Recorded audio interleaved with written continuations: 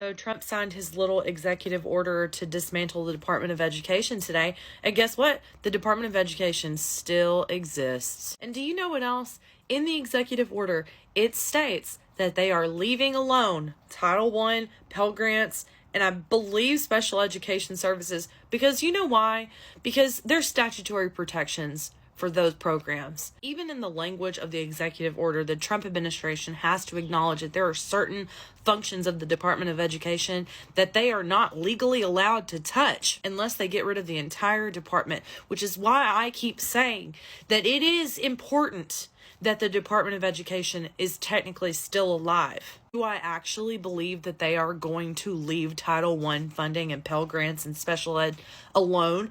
Absolutely not. They are going to try and fuck with that, and it is going to get sent up to the Supreme Court when that day comes. Another little bit of important information that I think y'all need to know is that the Trump administration's first attempts at shuffling money and programs around from the Department of Education to other departments in the federal government has already failed. They tried to start moving student loans over to the Treasury Department.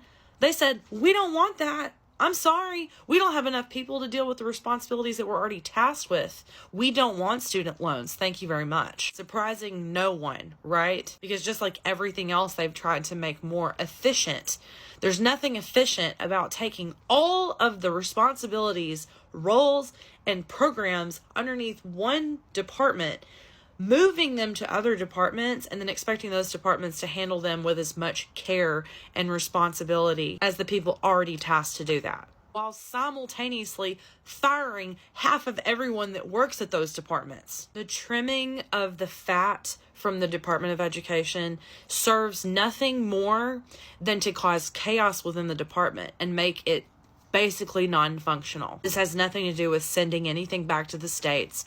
Your state's not going to see any more money because of this. Your school district isn't going to see more money because of this. Do y'all see what this is all about?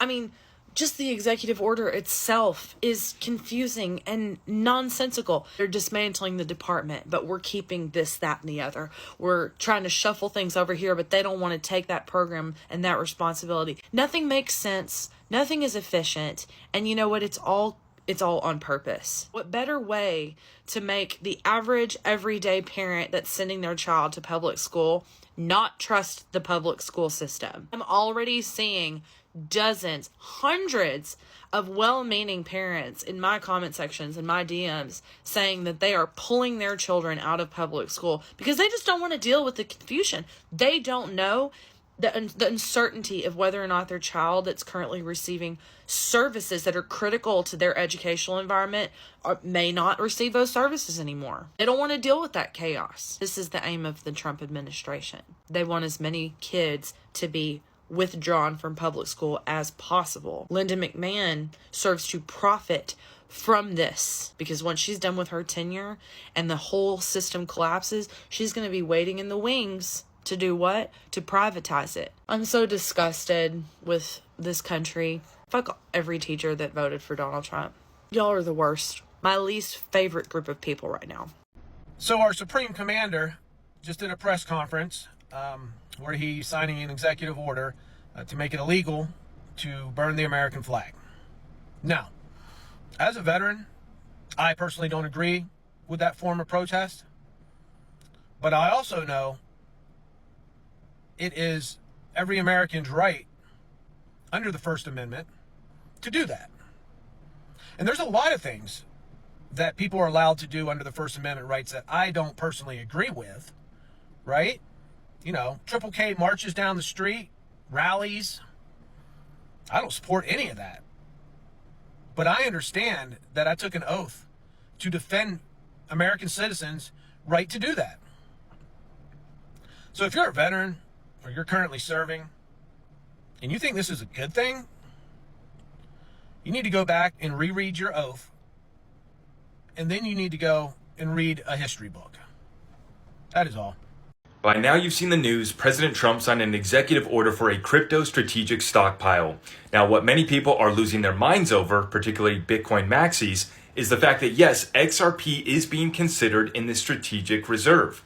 So this is from Scott Melker, who's not a big XRP guy, but he says that he's hearing this from reliable and from multiple sources. He says it will take a long time to see how this plays out here, but yes, they are discussing a Bitcoin and XRP strategic reserve. Now, we've been making the case. Ripple said back in 2017 they had a simple goal of making XRP a world reserve digital currency. From that point going forward, we knew that XRP was different, and this wasn't just a little startup out of San Francisco in this company, Ripple. Now, you've been seeing, if you're on Twitter, the Bitcoin maxis have been coming out in full panic. Why? Why are they so threatened by XRP being included? We have no problem with Bitcoin being in the reserve. I got a full update dropping on my YouTube. Make sure you check. Trump signed an executive order this afternoon laying out the terms for the TikTok sale, and this is an important step in finalizing this deal with China. Now, as it stands right now, this agreement enables the United States investors, the group of individuals who are investing in TikTok, to own 80% of this U.S. side of this app, and then ByteDance will maintain 20% of the stake. Now, under this agreement, the U.S. investors involved in this deal will take over the majority of TikTok operations here in the United States and will also take control of the licensed copy of the algorithm. So they will receive this algorithm that we're seeing. It will be a licensed copy of it that they'll be able to use, but Oracle will have control over the algorithm. Now, before you go crazy, Trump was asked, well, are you going to control, are you going to suppress, different views that aren't MAGA and this and that? Is it going to be 100% MAGA? And he said, I would love it to be MAGA, but it can't. Listen, here's the deal. They want to make money. These people want to make money off us and this app. So it's not going to be all MAGA because they like the fight. They like the chaos, the division. TikTok is worth too much money, and according to Vance, this is a $14 billion deal, so it's worth $14 billion and counting. So how much are they really going to change it to benefit them? I'm not sure, because the bottom line for them is the almighty dollar. Here's the interesting part. The U.S. government has been so worried about the security breaches and the safety of U.S. citizens on this app, but interestingly enough, according to the New York Times, another company has just joined this group of investors in this agreement, and they're not a U.S.-based company. So we know Oracle's involved. Of course, the private equity firm Silver Lake is involved. Fox's corporation owners, Rupert and his son, Lachlan Murdoch, are involved. Michael Dell, owner of Dell Computers, is involved. And now New York Times is reporting an additional investor. This is not a U.S.-based company. It is the Emeritus firm. Didn't know if I was going to pronounce that correctly, but it's MGX. MGX is the company that is not U.S. based. It's a government-owned company established by the Abu Dhabi government in 2024. That is so interesting. In any event, it's going to take a little while for the deal to completely close. They got to go through the legalities and the finances and sign it and whatnot. I will keep you updated. I don't think the algorithm's going to change that much, though. They want to make money. It's not going to be all MAGA. They want to make money.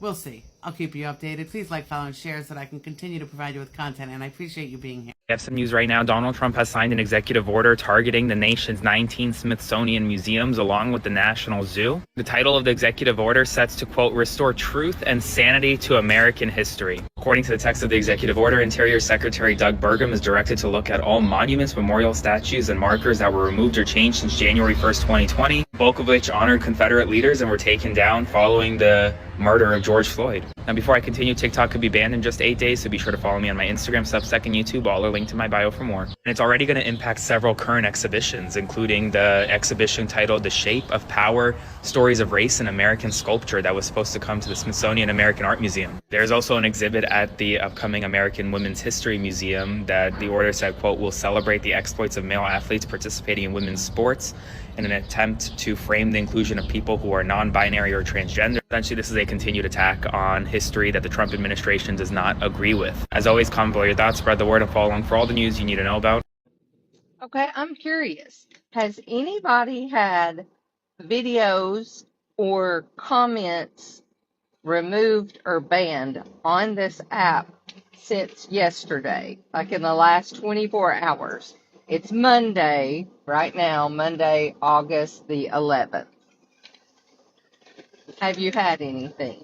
Because yesterday, Trump signed an executive order saying that social media companies are no longer allowed to ban our free speech in America. And if they do, they will lose a shield they have. I don't know. Apparently it's some big deal. I don't know. I don't understand it. But yeah, it could affect them, I guess, financially. Just wondering if anybody's been brave enough to post anything on TikTok that would typically be banned or removed and you've had success with it in the last 24 hours. Drop me a note and let me know. I'm very curious, but I'm too scared to post anything because I know if I do, I could lose my account if it gets banned because I just had a video get banned last week. So let me know. Today, Donald Trump held an executive order signing at the White House where he staged it to look like a fake classroom with desks and kids who each had their own executive orders in front of them. And this executive order today dismantles the Department of Education, which ironically is going to harm poor and rural folks in red states more than anyone else. More specifically, the children of poor and rural folks in red states. Or as the White House would frame it, improving education outcomes by empowering parents, states, and communities. Donald Trump's plan here is to dismantle the Department of Education, which gives more to red states than it does the blue states because they have higher needs. The Department of Education also ensures that disabled children have access, whether it's providing funding for special needs courses, having wheelchair ramps, all kinds of stuff. The Department of Education protects that. And they also protect against racial discrimination, which is one of Trump's favorite things to do. So, of course, they want to dismantle the Department of Education. They only want certain kids to be educated, and they want to completely control what that education is. Trump claimed at this press conference today that the portions of the Department of Education that ensure special needs kids are taken care of will be protected and it'll just be transferred to other departments. But there's not really a plan here. There's not anything in the executive order that tells the Department of Education what to do here and how to ensure that these kids are protected. In fact, it kind of does the exact opposite. Consistent with the Department of Education's authorities, the Secretary of Education shall ensure that the allocation of any federal Department of Education funds is subject to rigorous compliance with federal law and administration policy, including the requirement that any program or activity receiving federal assistance terminate illegal discrimination obscured under the label diversity, equity, and inclusion, or similar terms, and programs promoting gender ideology. So again, this is vague language attacking DEI that states and communities can use to end protections of basic civil rights of children. Here's Trump lying and saying that they're going to protect kids. Resources for children with disabilities and special needs will be preserved, fully preserved. They're all going to be so. If you look at the Pell Grants, supposed to be a very good program, Title I funding and resources for children with special disabilities and special needs. They're going to be preserved in full and redistributed to various other agencies and departments that will take very good care of them. And that's very important to Linda, I know. And Well, what does that mean? What other agencies are going to be supporting these kids? Because that's a huge part of the Department of Education. Where's that money going to go? Where are these people who are experts in this field going to go? There's not really any clarifying information on that, but the executive order does talk about student loan debt and how they want to transfer it just to banks and private enterprise. Closure of the Department of Education would drastically improve program implementation in higher education. The Department of Education currently manages a student loan debt portfolio of more than $1.6 trillion. This means the federal student aid program is roughly the size of one of the nation's largest banks, Wells Fargo. But although Wells Fargo has more than 200,000 employees, the Department of Education has fewer than 1,500 in its Office of Federal Student Aid. The Department of Education is not a bank, and it must return bank functions to an entity equipped to serve America's students. So if you have student loans, that might all be about to be transferred to some new Trump grift. Like all of his cabinet members, and they all have like equity firms. They're all high up in finance. They want to control all our student loans and rack up interest rates even more. They're privatizing student loans away from the Department of Education with no accountability or oversight. Trump also makes claims that all these red states are going to do great once the Department of Education is dismantled. But like I said, red states bring in or take in a lot of money and need a lot of resources from the Department of Education. States like California and New York have the resources to step in, but states like Arkansas and Wyoming, they don't. But he's acting like they're going to do amazing while blue states are going to fail. And he mentions that there's going to be laggards like blue states, and they kind of all laugh, like as if our children in blue states suffering is entertaining for them. That will be as good as Norway, Denmark, Sweden, and Finland, those top countries that do so well with education. I think they'll do every bit as well. And what do you think about that, Governor? Do you agree? I think so. Ron, do you agree? I think so. Florida, Iowa. That's right. I really believe that. They'll be as good as any of them. And then you'll have some laggards, and we'll work with them. And we can all tell you who the laggards will be right now, probably, but let's not get into that. But we'll work with them, and we're going to. He claims that he's going to work with blue states to make sure that their education is okay, but it's going to be conditional. Like, everybody needs to understand that. This is going to be about trans bans. This is going to be about banning books, banning African American history, banning women's studies, which is things that they're already doing. They're going to change history books, like in Oklahoma, where they changed the rules so that children have to learn that the 2020 election was stolen. They changed it so they have to teach these kids that the election was rife with fraud, even though there's no evidence. Dismantling the Department of Education is not about empowering states to do right by their children. It's about changing history. It is about discriminating against who they don't want to be educated. And it is about brainwashing an entire population, an entire generation of children to do the bidding of MAGA. And the person in charge of all of it is Linda freaking McMahon, who ran WWE and got in trouble and was credibly accused of covering up sex scandals, including children. So this is a huge mess, and it is horrible. And how does Donald Trump sign this stupid executive order? By making a fake classroom in the White House and having a bunch of kids around him while he sits at a desk and signs it. It's super weird. And I don't want to share the clip because it's a bunch of minors sitting at these desks. And even though, yeah, they're being broadcast on Fox News, I'm not bringing that onto my page. This is really, really bad, and it's going to cause children to suffer. It is going to affect red states the most in ways that they clearly are not anticipating or don't care about. And it is going to cause strains on resources for states that are already struggling. Trump just tears things down with no plan of rebuilding. He has no concern of the very real human lives that are being affected by this. MAGA hates educators.